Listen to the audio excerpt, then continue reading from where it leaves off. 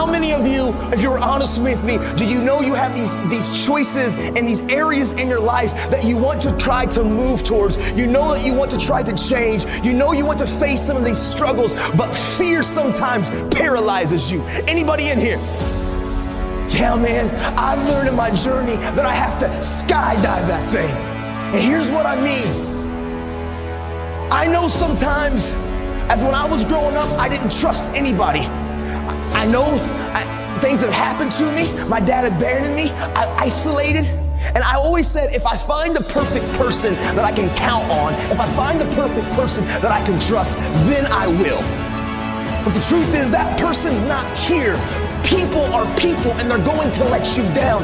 I've learned I can't put my trust and my confidence in the people, but it's in the process and the discipline and the action of the habit of finding the courage to punch fear in the face and take the step of beginning to trust people, which means I started talking, I started speaking. I learned to skydive that thing, and here's what I mean. There's a lot of fears and insecurities all of us have. We all have insecurities. Like it, love it, or leave it. We all have things inside of us that we try to keep secure because we have shame or guilt or embarrassment, or we care what others think.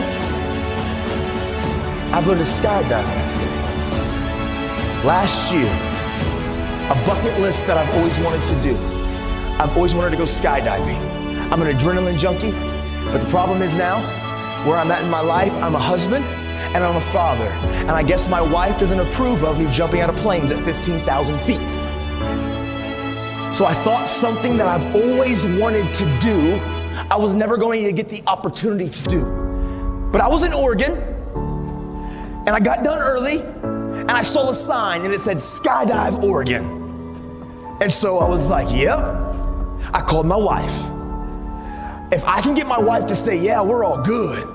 I called her and I'm like, hey honey, I got done a little bit early. I've always wanted to, you know, it's something that I've desired to do. I think I'm gonna go skydiving. Nah, I'm cool, I'm not going to. Yeah, maybe. Nah, I'm just kidding, I'm all right, I don't need to do that. It's not quite smart. And she says, I don't think she meant it at all, but she says, because I don't think she wanted to control me, she says, oh no honey, go for it, do whatever you wanna do. But yeah, if you don't wanna do it, no big deal, that's cool too. Click. Dude, I know she didn't mean it. But my eyes got so big, she said yes. So 20 minutes later, I call her. I'm packed up, I got an instructor around me, I'm at Skydive Oregon, and I call her, her eyes get so big, I hung up, she ain't saying no. I'm all in. But as I start going through the process of skydiving, as the instructor shows up, and as he starts walking me through this process, my anxiety started getting higher. Like he started coming to me and saying, listen, here's your pack, here's your chute, here's how you're gonna fall. He put me on this counter. He said, this is my 9th jump today. I said, what bro, 9 times? Do you pack your chute? He said, every time. I said, so you packed your chute 9 times today? Are we gonna test the odds? Are we good, we're cool on one more? Did you get tired? Did you miss a fold? He said, nah bro, it's cool. He showed me how he did it. Dude, my anxiety, it's getting higher. This little ratchety plane lands. Ratchety. He said, all right bro, let's get in, whoa. He's from Oregon, so he's already kind of weird and hippie. As we get into the plane, we start ascending. He slides in behind me. My anxiety is on 10. Just like some of you, when you need to trust. You know that you want these areas in your life that you're insecure, and you get to the edge and fear paralyzes you and anxiety gets higher. Dude, I was right there. I've always wanted to do this, but through the process, I was so uncomfortable. As we get to 13,000 feet, he said, listen, bro, we got 6 connectors. 1, 2, 3, 4, 5, 6. I'm gonna connect this. I'm gonna hit all 6 3 times. Do this. Woo! You're gonna do it. You know, I know, we're secure. Skydive Oregon. I'm like, 13K. He pulls the door up. He says, listen, the free fall is only gonna be about 30 to 40 seconds. I want you to experience this moment. So we're gonna scoot to the door. We got 2,000 more feet of climbing. And as we scoot to the door, and as we begin to get to that place, I want you just to lean out of the plane. I'm holding on, and I'm like, no! He said, okay, now we're there.